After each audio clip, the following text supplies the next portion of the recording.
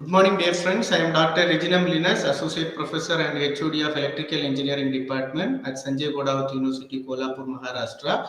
In this last class, we have come to know why we need to go for polar coordinate system and what are the importance of polar coordinate system and how one can convert Cartesian to polar coordinate system and polar coordinate system to Cartesian coordinate system. But both the cases we have assumed that two-dimensional, that means only in XY plane. So in this lecture, we are going to learn about how one can represent Cartesian coordinate system in three-dimensional and why when we represent the same polar coordinate system in this three-dimensional, what are the parameters we have to consider and whether we have to consider the cylindrical coordinate system to represent this polar coordinate system in this three-dimensional. All those things we are going to learn. So let me share my screen.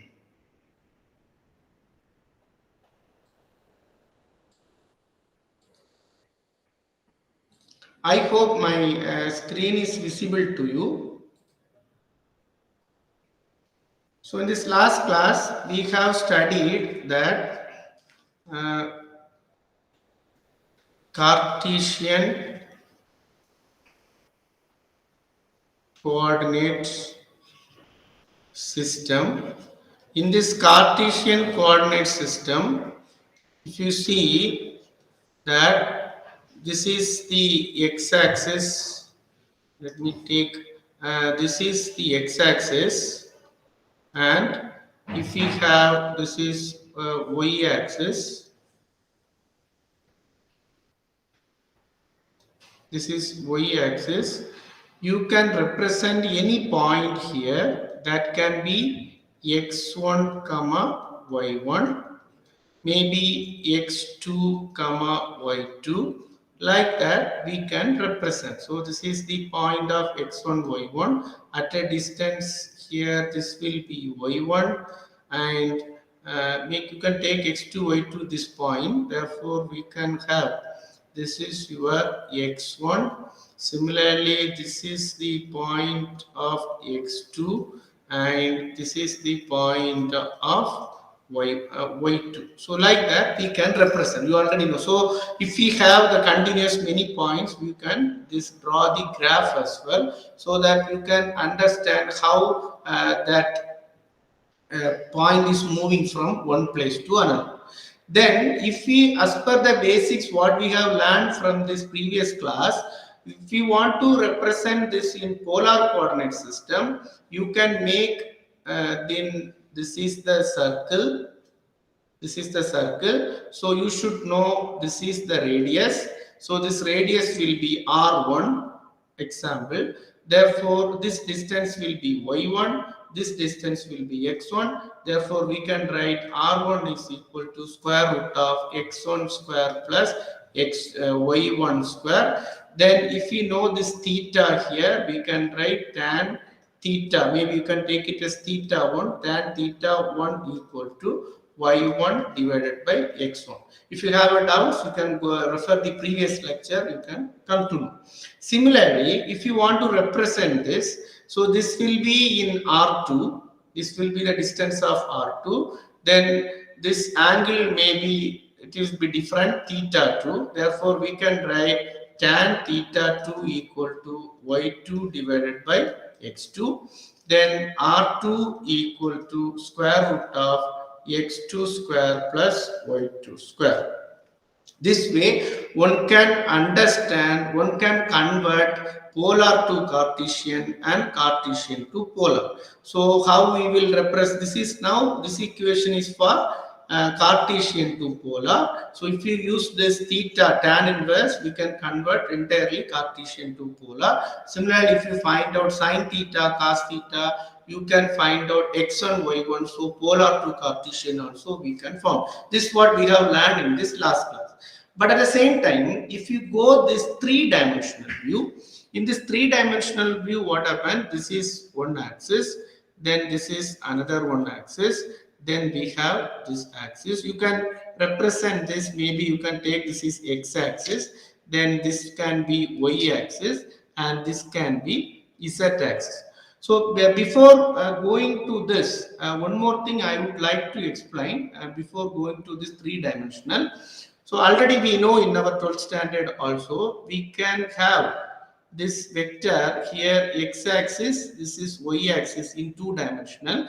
Unit vector along the direction of x-axis I will represent that I cap, and unit vector along the y direction is can be written as j cap. Therefore, if for example the previous point p1 is what, x1 comma y1, p1 comma y1. So how I can represent in this vector form, maybe p1 vector equal to this distance is x towards x-axis. Therefore, the unit vector along x-axis is I plus x1, maybe x1. Then y-axis, unit vector along the y-axis is j. Therefore, we will write it as the magnitude will be here y1. This magnitude will be x1. Therefore, p1 equal to x1 into I gap. Then x2 into y2 into j gap. We can write it as plus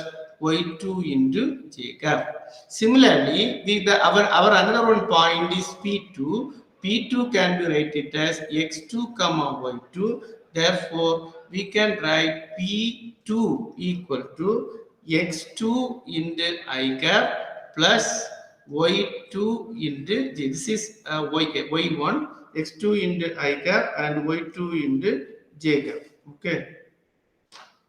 So now, when we do this in this three-dimensional, so if you know this x1, this vector, and this two p2 is another one point, so we can find out what is the distance between these two will be p2 minus p1. How I can represent x2 minus x1 in the I gap?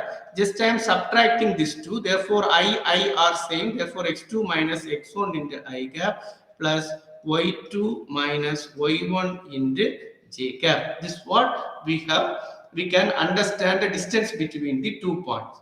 So when we represent this in this three-dimensional, so three-dimensional, the points will be p1 can be written as x1, y1, z1.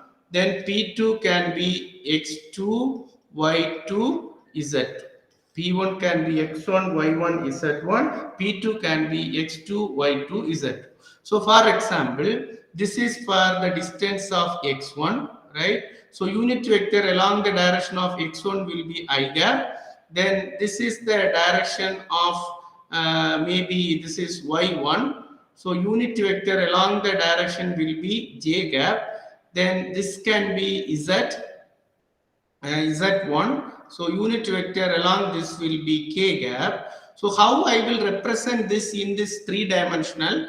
First, to draw the parallelogram of, we know this angle is 90 degree, right? This angle is 90 degree. Then similarly, this angle is 90 degree. Therefore, if you draw the line, draw the parallelogram. So this point you can represent, this is y1, this is x1. Therefore, the point will be any one point, maybe pf point will be x1 comma y1. Then if you draw this perpendicular line till this z-axis, right? This is z-axis, z1. So this point will be p1 is nothing but x1 comma y1 comma z1. So this what we can represent the point in this Cartesian coordinate system variable in this three-dimensional. Similarly, if you take another one point p2, let me take this another one point, p2 can be x2, y2 and z2. So now I will take one point, this is y2 distance. Then let me take this point, this x1, this x2 distance. So this draw the parallelogram, we will end up with this point will be point of fictitious 2, maybe fictitious 1. So it will be related to x2 comma y2. Then draw this in this perpendicular time, maybe you can take it here, z axis, z2, so that this point will be maybe, so this point will be your, uh, this point will be P2 of x2, y2, I2. So when we represent this in this vector form, P1 can be written as x1 magnitude along the direction of I-axis plus Px2 y2 along the direction of j-axis plus z x1 along the direction of x-axis, y1 along the direction of j-axis plus z1 along the direction of k-axis. Similarly, point P2 is nothing but x2 along the direction of y-axis plus y2 along the direction of j-axis plus z2 along the direction of k-axis. So now, if you want to know the distance between this point as well as this point, how we can find out P2 minus P1? Therefore, we already know x2 into I gap plus y2 into j gap plus z2 into k gap, right, minus x1 into I gap plus y1 into j gap plus z1 into k gap. So if you subtract both, we can have x2 minus x1 into I gap plus y2 minus y1 into j gap plus z2 minus z1 into k gap. So this way we can find out this point P2 minus P1. So in this next class, we can understand how this polar coordinate system can be shifted in the three-dimensional, and what are all the things we have to be consider for